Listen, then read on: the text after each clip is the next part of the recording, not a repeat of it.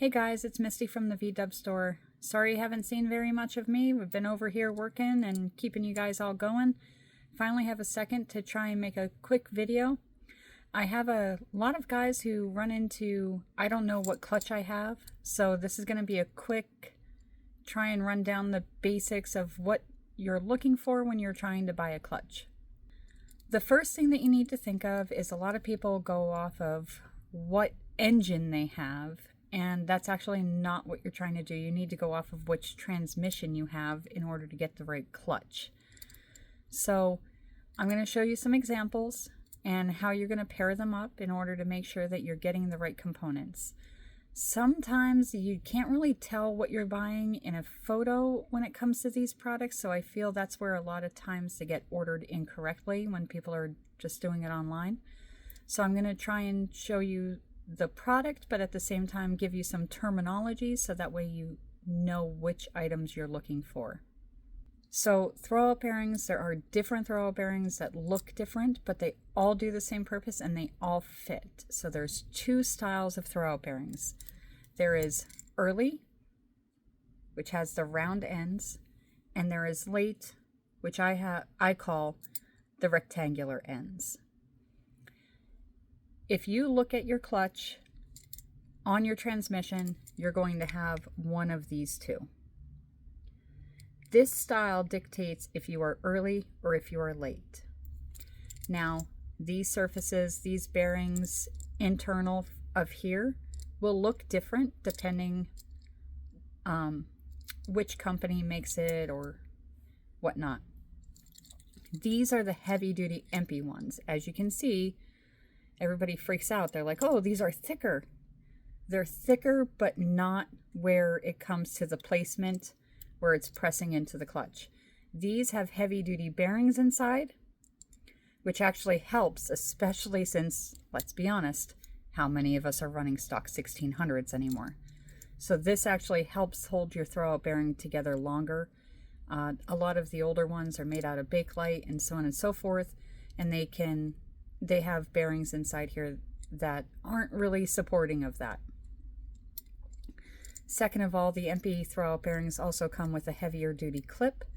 Now there are other clips that are even heavier than this. They're called super clips. Early throw-out bearings, let's be honest, they're well known for falling off. So we always want to make sure that we're using good clips.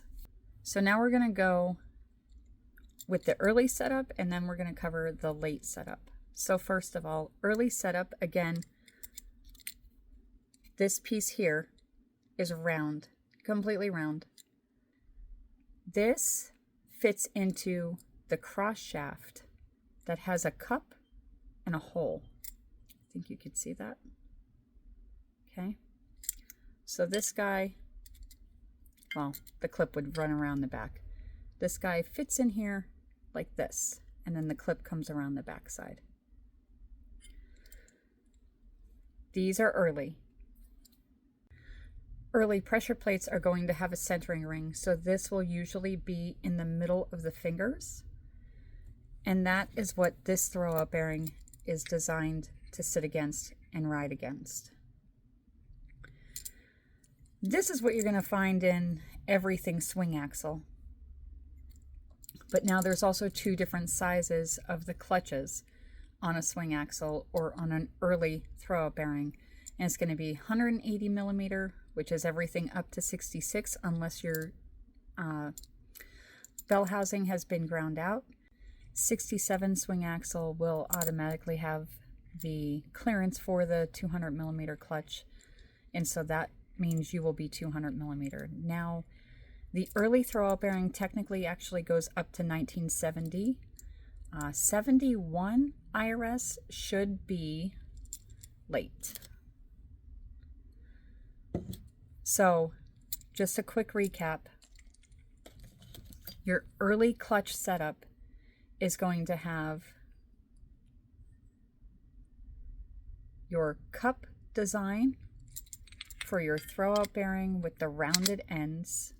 And as you can see, this is locked in here. It's not going anywhere.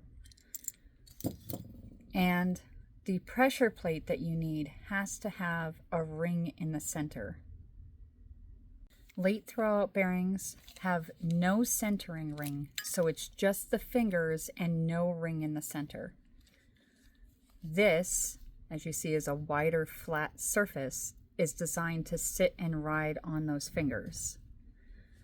Again, the late has what I call the rectangular style end,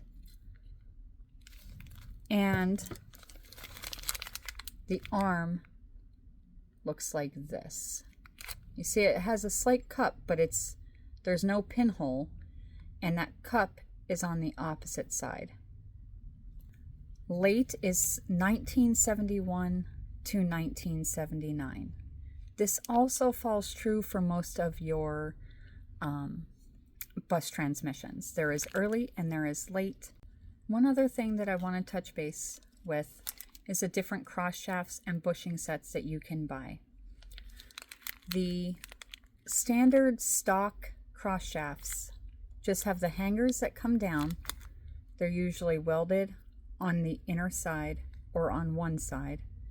They do not completely go around. As you can see, it is not welded on this side.